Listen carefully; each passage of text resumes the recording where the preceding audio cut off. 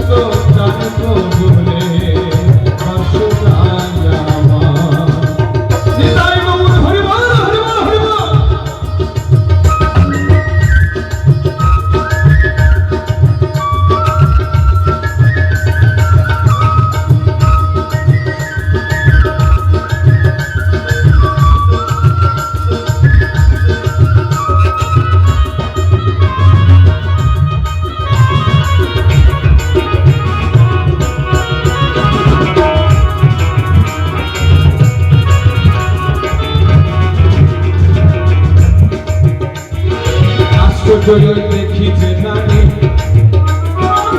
বড় হয়ে নারীর মুখে নাই কেন দাড়ি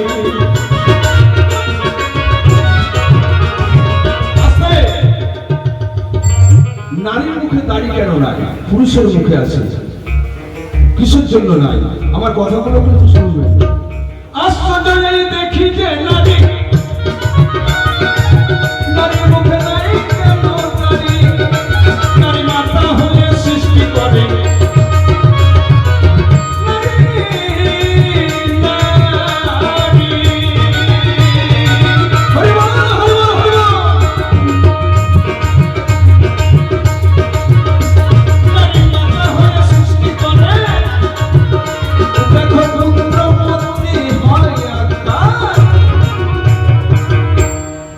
মানুষ তো জানবো বলে বাসনায় আমার মানুষ তো জানবো বলে বাসনায় আমার নিতাই গৌর হরি বল হরি বল হরি বল হরি বল হরি বল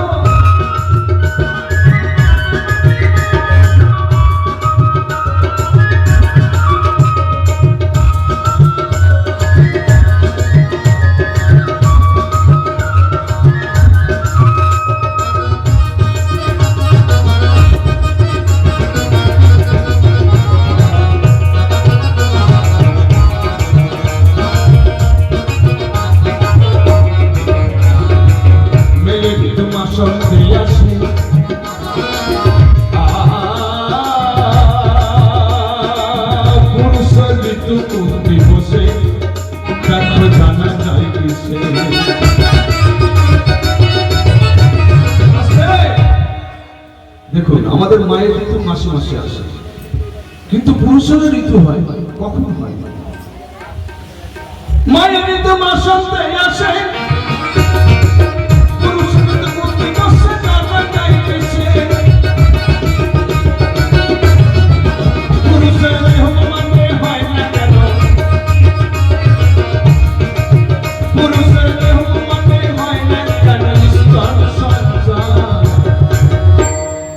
মানুষ তো জানবো বলে বাসনায় আমার মানুষ তো জানবো বলে বাসনায় আমার নারী পুরুষ বিশ্ব মাঝে নারী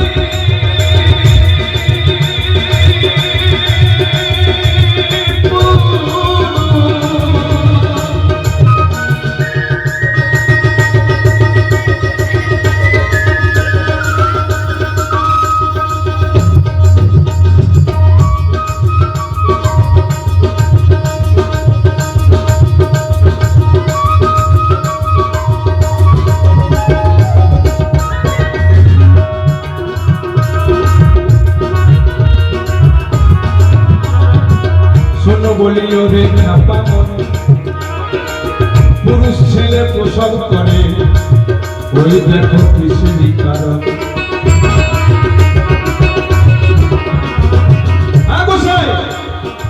পুরুষ ছেলে প্রসব করতে ছিল ছেলে পুরুষ ছেলে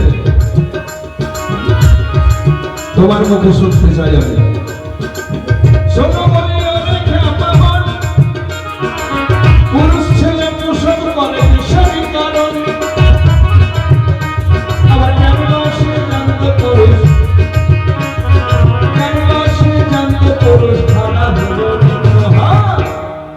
মানুষ তো জানে মানুষ তো জানবে বলে নারী পুরুষ বিশ্ব মাঝে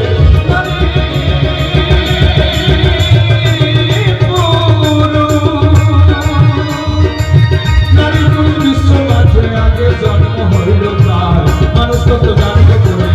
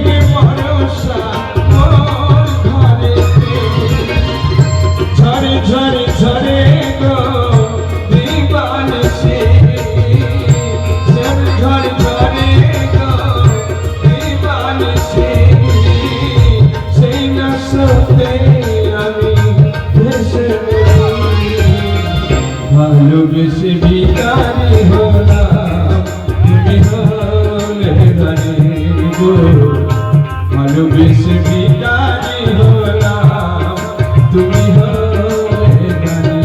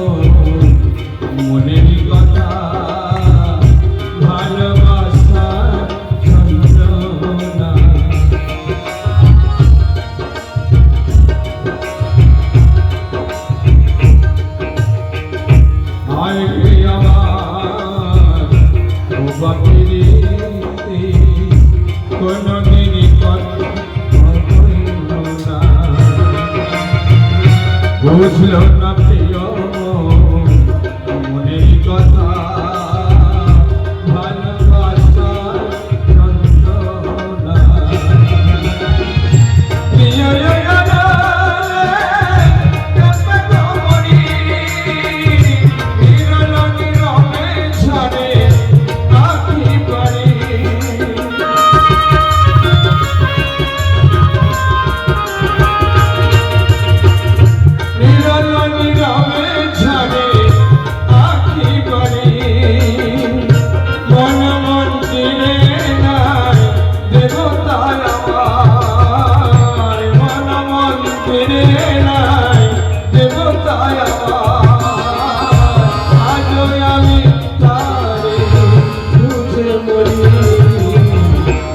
ভালোবেসে ভিখারি হলাম তুমি হলে রানী গো ভালোবেসে ভিখারি হলাম তুমি হলে রানী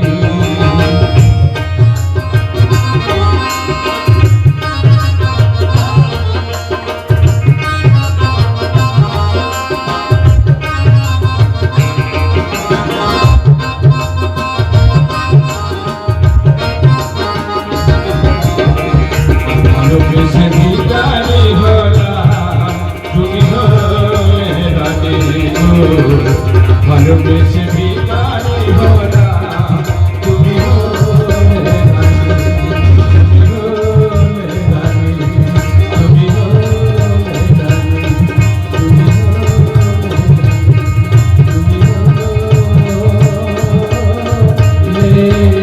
রানী তুমি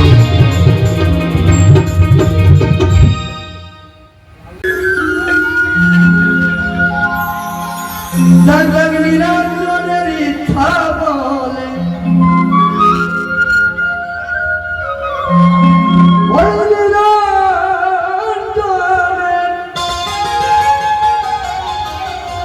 ওই নিরঞ্জনের ইচ্ছা বলে আগে নারী জন্ম হয়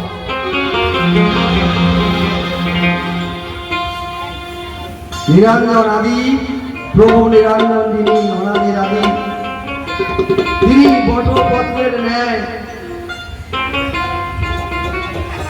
একটা মহাশূন্যে ভাসমান ছিলেন। এই সময়কার কথা বলা হয়েছিল পৃথিবী সৃষ্টির বহু যুগ আগে। আমাদের প্রাণ গোবিন্দ যিনি যার ইচ্ছায় যার কৃপায় এই পৃথিবী সৃজন হয়েছে তিনি একদিন মহাচিন্তায় বললেন। মহাচিন্তায় মহাবিষ্ণু যখন চিন্তায় বিভোর হয়ে গেলেন তখন তার এই শরীর থেকে 3 ফোঁটা ঘাম পড়েছিল।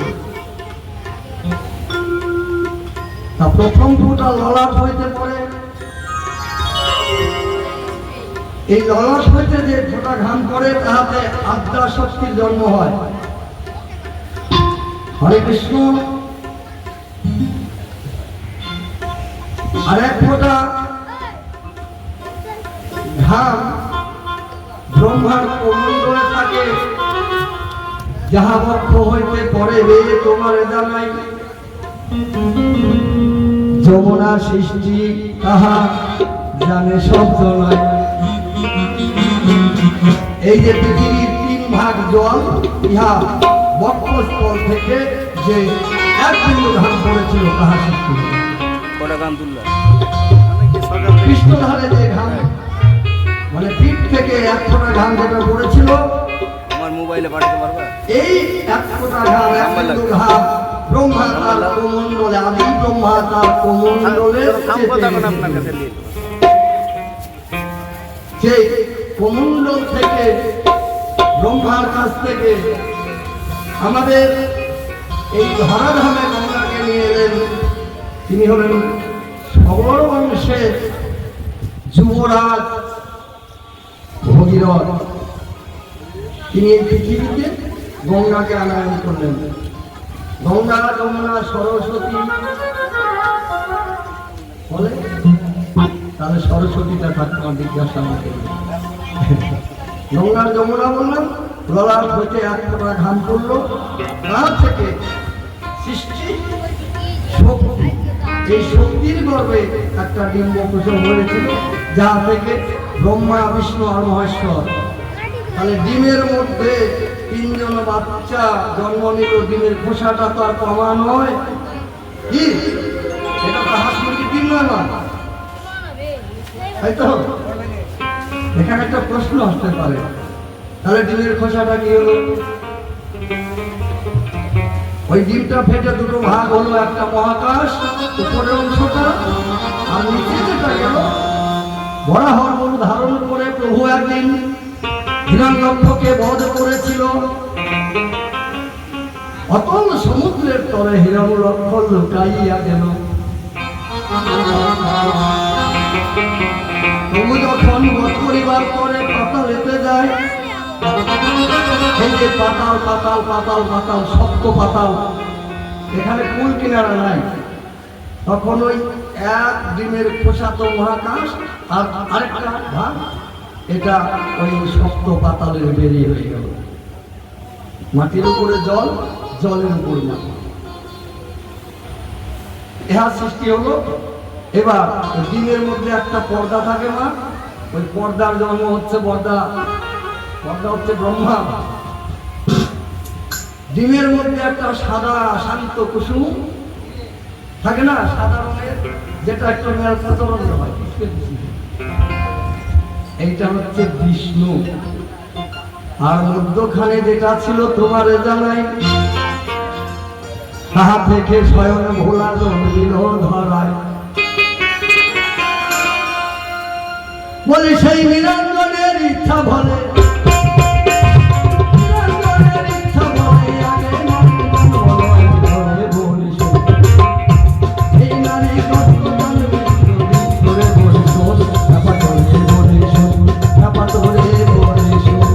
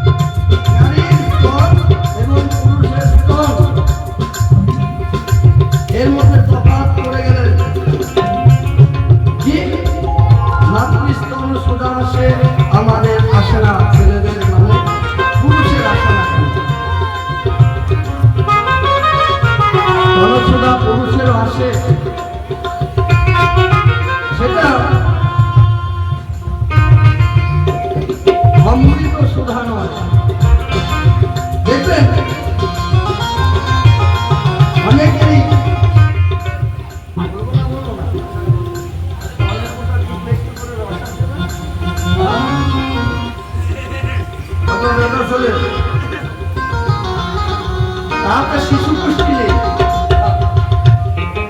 কারণ তো আছে শোনো দিয়ামন।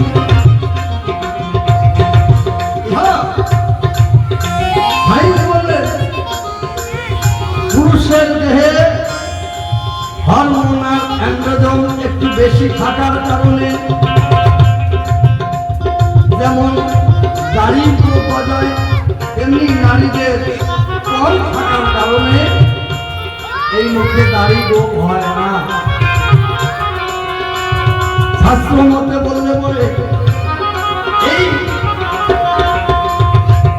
কথাটা তোমায় বলি একেবারে রাধারানী আর কৃষ্ণের কথা ধরে। নিষ্কাম প্রেমে রাধারানী করতে সহায়তা, তিনি ছেড়ে দিয়ে ভাবে নিজের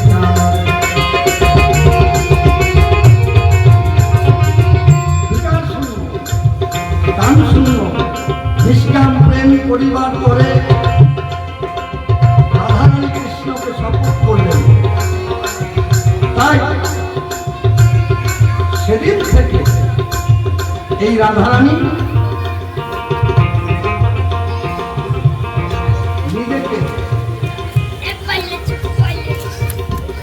নিজেকে বিকার শূন্য করে কৃষ্ণকে করে সবিধান, আর সেই দানেতে কৃষ্ণচন্দ্র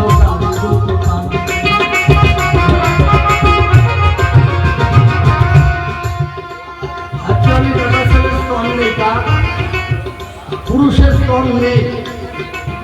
আদি পুরুষ নিরঞ্জন ভগবান কৃষ্ণচন্দ্র, এই ভগবানের স্তন বানানো হয় না। তাদেরা যারা প্রতিমা বানায় তারাও দেখবেন অন্যান্য প্রতিমা স্তন বানায়, কিন্তু আমার গোবিন্দ গোপালের স্তর বাড়ানো হয় না।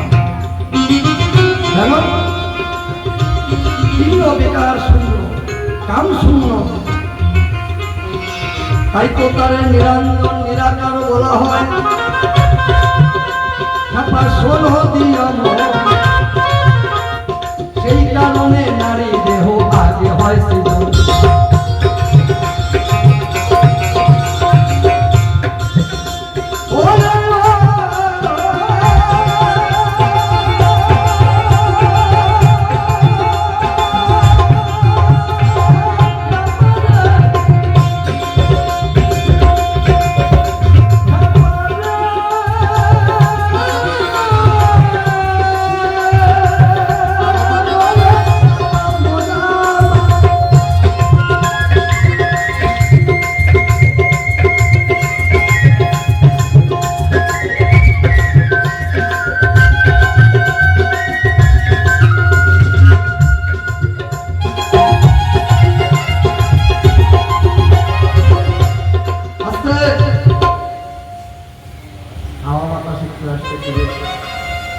বিষয়টা হচ্ছে তোয়ান কেন নাই সন্দেহ হচ্ছে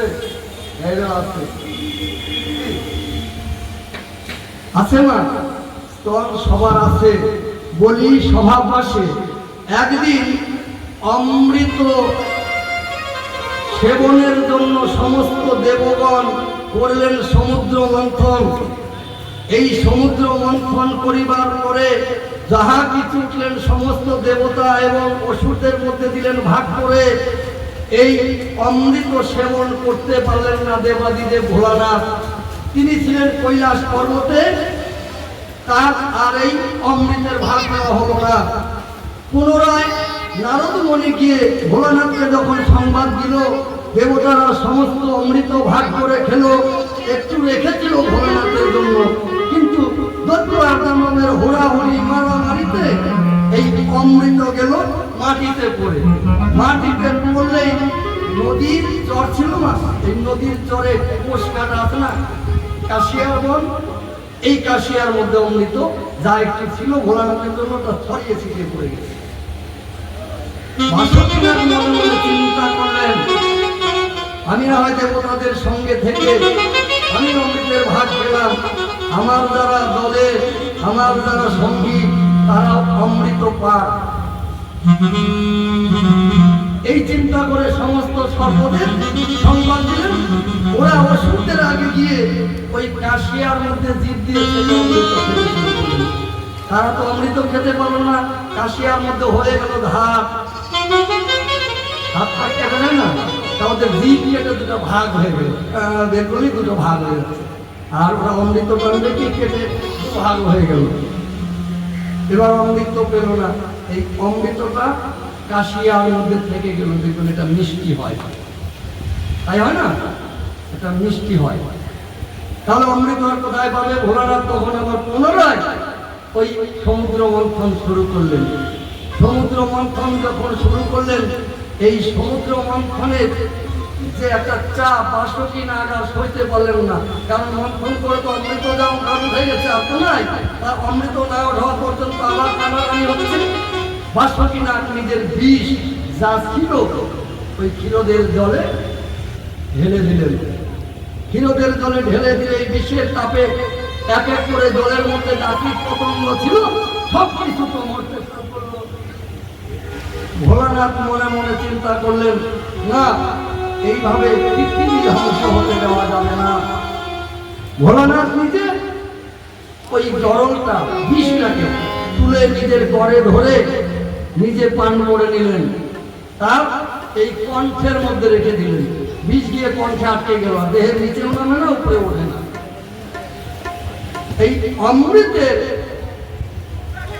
যন্ত্রণা বিষের মধ্যে ঢুকে গেছে। মনে করেন মরবে ভোলানাথ, এখন আর প্রাণে বাঁচে না। ভোলানাথকে বাঁচাতে এখন কি করবে?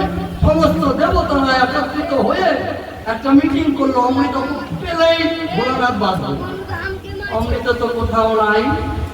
নারায়ণ কখনো নারীদের ধরে অমৃত ভাগ করতে গিয়ে এই শাড়ির আঁচল দিয়ে ওই কলসিটা আমার ঢেকে ঢেকে দিয়েছে। তখনই ওষুধের ওই কি বলে এটাকে? ডাল না? হ্যাঁ, এদের দিয়েছে সুরা আর দেবতাদের দিয়েছে সুধা। তা যখনই সুরা দিতে গিয়েছে আঁচল দিয়ে সুরার ভাণ্ডটা ঢেকে নিয়েছে। এই আঁচলের মধ্যে একটুখানি করে অমৃতের ছেটা লেগেছিল, তাই মায়েদের আঁচল এত শীতল হয়। এটাই হরিবল হরিবল হরিবল হরিবল। হ্যাঁ, আরেকটা কিছু বলি।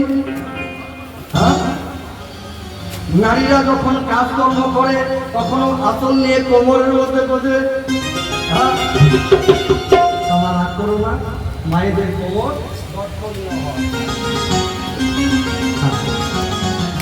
কখনো কখনো আবার দেখবেন কাজ করতে করতে আঁচলটাকে টেনে নিয়ে বুকের মধ্যে দিতে হয়। তা আরেকটা বলি, মুখটাও আঁচল নেই। এই যে অমৃত স্পর্শের আঁচল মায়েরা ব্যবহার করে, মুখ মুছে বক্ষে আটকে রাখে, কখনো বা কোমরে গুঁজে দেয়। সেই কারণে এই অমৃতের ছোঁয়া সুন্দরভাবে মায়েদের প্রকাশ করেছে। মুখমণ্ডল দেখতে ভালো, বক্ষস্থল দেখতে ভালো, আর আমাদের মুখে কিন্তু কাপড় লাগায় না। বুঝলাম, মুছে নিয়ে যার জন্য আমাদের পেলেন বুঝলেন কি না বুঝলেন? সদানন্দ বাবু। এবার ভোলানাথ মরেই যাবে। সমস্ত দেবতারা মিলে চিন্তা করলো, এই যে অমৃত মায়ের বক্ষস্থলে রাখা হলো, তাহলে এক কাজ করো, মায়ের কাছেই চলো। দেবীর কাছে যখন গিয়ে সকলে মিলে নালিশ করলেন, একমাত্র ভোলানাথকে বাঁচানোর উপায়